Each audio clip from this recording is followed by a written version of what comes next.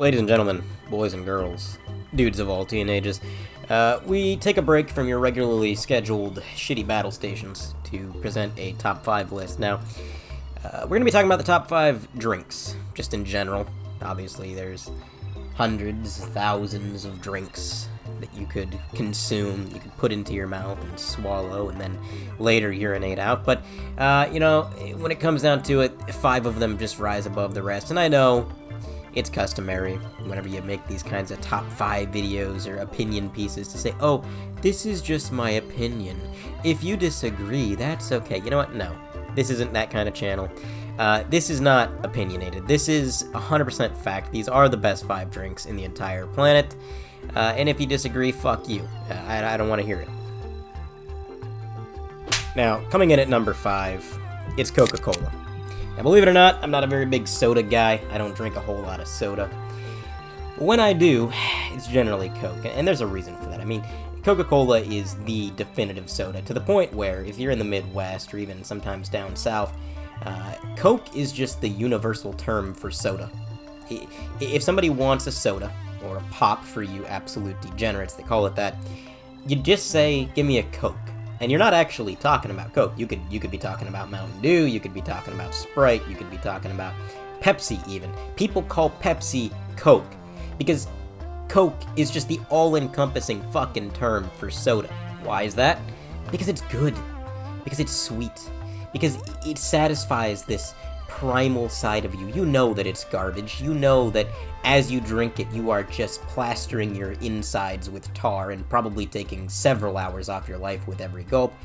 But it's just so goddamn syrupy sweet, and it's just good. Now, another thing about Coca-Cola, it managed to unify an entire country. That's right. When New Coke became a thing and they replaced the old recipe, somehow, some way, Coca-Cola got the entire country to agree that New Coke was shit and that we need to bring back classic Coke.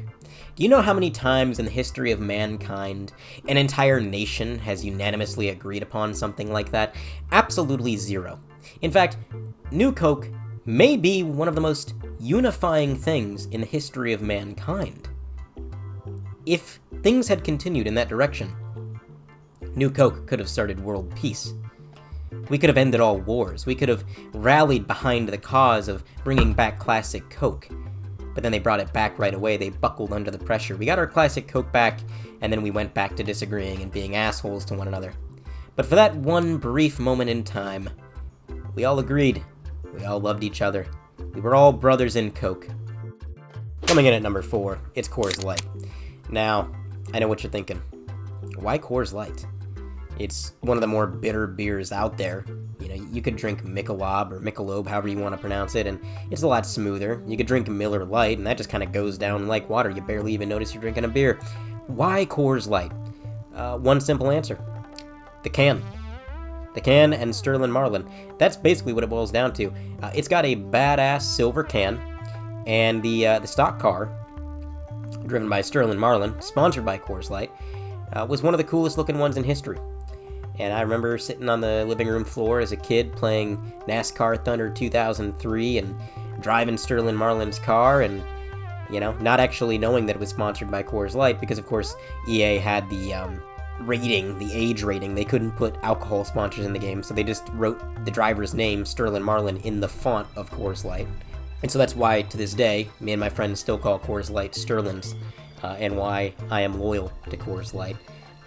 That really is all it boils down to. It's not the taste, it's not the alcohol content, it's not really anything to do with the actual product itself. It's basically just marketing. What I'm telling you is that I'm a capitalist shill, and marketing works on me. Coming in at number 3, it's going to be apple cider. Now, ladies and gentlemen, fall is upon us. The leaves are changing, the skies are overcast, and we're starting to see the temperatures dip down into the frigid 40s and 50s. I love fall. It's my favorite season. Particularly, I love that once it gets cold, everyone who's a little bitch stays inside where it's warm. And so when you go outside, when you go for walks, when you go to the store, when you go about your business, you just don't see as many people outside. But there's another thing I love about fall, And it's not pumpkin spice. I know that's the normie thing to do when fall time arrives is, oh, you gotta go to Starbucks, you gotta get yourself a pumpkin spice latte. You know what? Fuck pumpkin spice. It's garbage. I don't understand how anybody could like anything pumpkin spice flavored. The true fall time drink, the true seasonal beverage, is apple cider. Apple cider is, well, it's bliss. It's tangy, yet it's sweet. It's amazing. You can drink it hot, you can drink it cold. And if you get it fresh from an actual apple orchard, there's nothing like it. Absolutely nothing like it. And the best part about it, too, is that if you accidentally leave it under your bed, quote-unquote, for 2 months, and then you dig it out, well, now you've got hard cider. And then you can get plastered.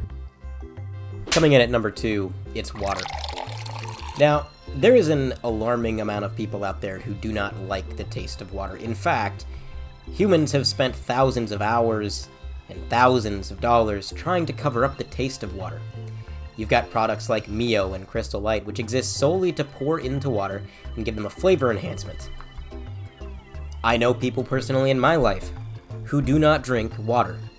They drink Powerade or Gatorade or Crystal Light or Mio or soda, but they never just drink plain water, and I don't understand that. Let me tell you, when you're truly thirsty, when you are legitimately dehydrated, there is nothing like a cold glass of water. There is no soda, no beer, no juice on planet Earth which is going to quench your thirst better than a nice, condensating, cold glass of water. Quite frankly, I think if you don't like water, you're privileged because you've never actually been thirsty. You have never been severely dehydrated, because if you ever were, water would have sounded like the best thing on planet Earth. So I say, fuck you, consistently hydrated, privileged people. You don't need to dress water up and make it fancy. You don't need to add flavors and build it up and add this sort of makeup to it. You can just love it for what it is. So don't worry, water. I like you just the way you are. Coming in at number 1, without a shadow of a doubt, it was never a question, coffee. I love coffee. Coffee is a drink that the mere thought of can make me happy. There's not many things in this world that can warm up this ice-cold heart of mine, not many things that can actually fill the gaping black void that I call a soul, but coffee is one of those things. Let me tell you a little story. About a decade and a half ago, a 9-year-old Dirt was on a road trip with his parents. We were in this shitty old Toyota RV from the 80s that my dad had bought off my uncle. And it didn't have a working gas gauge, so we just kind of had to write down how many miles we had driven and fill up accordingly. And at one point, my dad stops at a gas station, and thinking that my mother is also going to want a coffee, he gets 2 coffees, one for him, one for my mother. But actually, my mother was in the back of the RV asleep, so she didn't want it. And I'm sitting there in the passenger seat, being a little shit of a 9-year-old, complaining about being thirsty. I wanted water. And I was doing your typical incessant child whining, I'm thirsty, I want water. But we didn't have water. You see, this RV was pretty small, so you kinda had to rough it. You had to pack light. And my dad's idea was just that we'll get water when we get where we're going. So we didn't have any water, but we did have that cup of coffee that nobody was drinking, and so my dad said, if you're that thirsty, just drink the coffee. I looked down at this steaming cup of black tar, and I thought, man, that sounds terrible. But I am thirsty. And I picked it up and I took a sip of it, and that was the day it started. A crippling caffeine addiction. That was the day I realized how much I loved the taste of coffee. I swallowed down that cup of coffee like my life depended on it, and the next morning when we were in the campground and my dad was making his morning coffee, he kind of jokingly asked me if I wanted a cup too. And I said yes, and he was fairly surprised. He didn't think I actually liked the coffee that I had the other day, but I did. And at that point, I was well on the road to becoming the only coffee-addicted middle schooler I've ever known. See, I was homeschooled and my parents worked during the day, so my daily routine essentially consisted of waking up, brewing a nice big hot pot of coffee, doing my schoolwork for a few hours, and then playing video games with my friends on the Xbox or the computer during the afternoons. And about the time I polished off the first pot of coffee, my parents would get home, and they'd make another pot of coffee for themselves, and they'd only drink a cup or 2 apiece, and then I would finish the rest, because I had a problem. I love coffee so much that I would argue it's kind of become synonymous with my character, my personality. That's nothing to really brag about. Nobody wants to be a one-note person that's defined by one trait. But honestly, when my friends think about me, if they picture me in their head, generally they're gonna picture me with a cup of coffee in my hands because that's just how they see me 90% of the time. And you know what? I'm fine with that. Because I love coffee. I'll always love coffee. And that's why it comes in at number 1.